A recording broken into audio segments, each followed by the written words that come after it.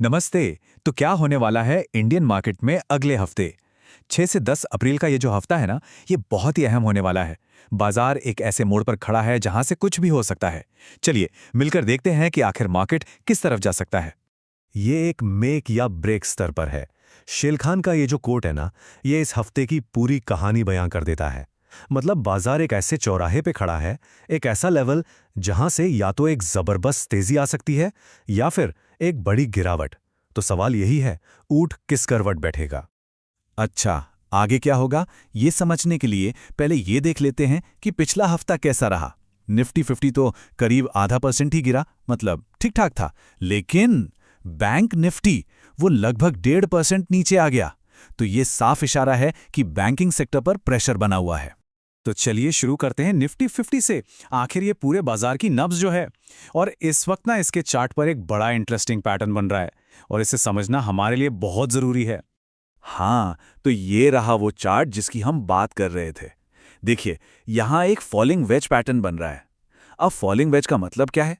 आसान भाषा में समझें तो कीमतें धीरे धीरे नीचे तो आ रही हैं, लेकिन एक तंग दायरे में, एक नैरो रेंज में फंस गई हैं।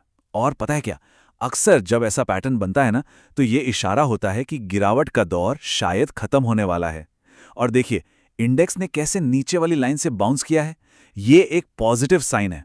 अब जरा इस नंबर पे गौर कीजिए, 22,736। ये कोई मामूली नंबर नहीं है। इसे आप एक मैजिकल नंबर समझिए। ये बेसिकली एक तरह की दीवार है, एक रेजिस्टेंस है। और जब तक निफ्टी इस दीवार को तोड़कर ऊपर नहीं निकलता, तब तक ऊपर जाना मुश्किल है। लेकिन अगर ये दीवार टूट गई तो फिर एक नई तेजी का रास्ता खुल सकता है। तो अब हमारे सामने दो ही रास्ते हैं, दो सिनारियोज हैं। पहला, अगर निफ्टी 22,736 के ऊपर निकल जाता है तो ये एक ट्रेंड रिवर्सल का सिग्नल होगा, एक नई शुरुआत। और दूसरा, अगर ये इस दीवार से टकराकर वापस नीचे आ जाता है तो फिर जो गिरावट चल रही है वो जारी रह सकती है। आने वाले सेशंस में ही इस लड़ाई का फैसला हो जाएगा। तो फिर कौन से लेवल्स हैं जिन पर नजर रखनी है? देखिए, नीचे की तरफ 22,433 और 22,150, ये एक सेफ्टी नेट की तरह काम करेंगे। यहां बाजार को सपोर्ट मिल सकता है। और ऊपर की तरफ जो हमारे टारगेट्स हैं वो हैं 23,000 और फिर 23,500। इन लेवल्स पर मार्केट कैसे रिएक्ट करता है ये देखना बहुत जरूरी होगा। चलिए अब निफ्टी से हटकर बात करते हैं बैंक निफ्टी की। ये तो मार्केट का दिल है ना?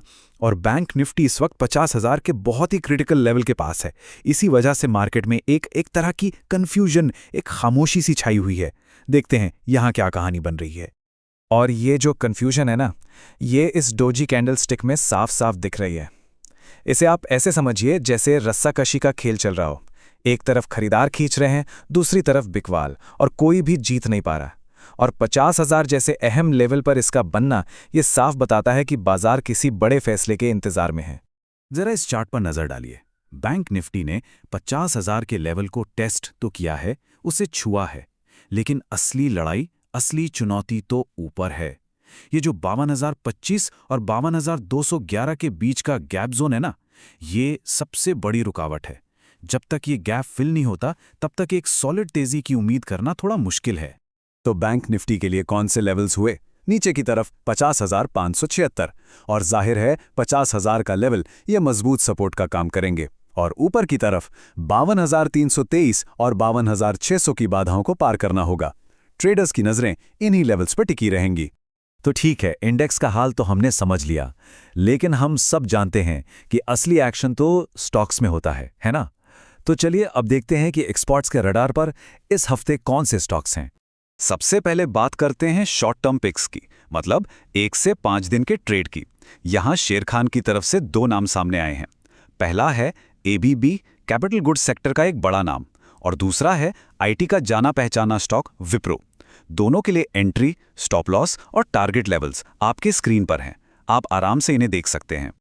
अगली कैटेगरी है स्मार्ट चार्ट्स की। अब यहां एक चीज ध्यान में रखनी है कि इनका स्टॉप लॉस क्लोजिंग बेसिस पर है। एम्फेसिस में एक अच्छी खरीदारी का मौका दिख रहा है, वहीं हिंद जिंक और एमसीएक्स में बिकवाली यानी शॉर्ट करने की सलाह है। सारे लेवल्स आपके सामने हैं। और हाँ, जो लोग इंट्राडे ट्रेडिंग करते हैं उनके लिए भी कुछ है, मोमेंटम स्विंग आइडियाज। और जाहिर है इनका स्टॉप लॉस भी इंट्राडे बेसिस पर ही होगा। इस लिस्ट में दो नाम हैं, फिनिक्स लिमिटेड और एक्सिस बैंक। और दोनों में ही खरीदारी के अच्छे मौके बन सकते हैं।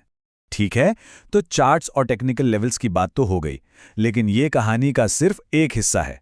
असली एक्शन, असली हलचल तो इस हफ्ते होने वाले बड़े इवेंट से आएगी।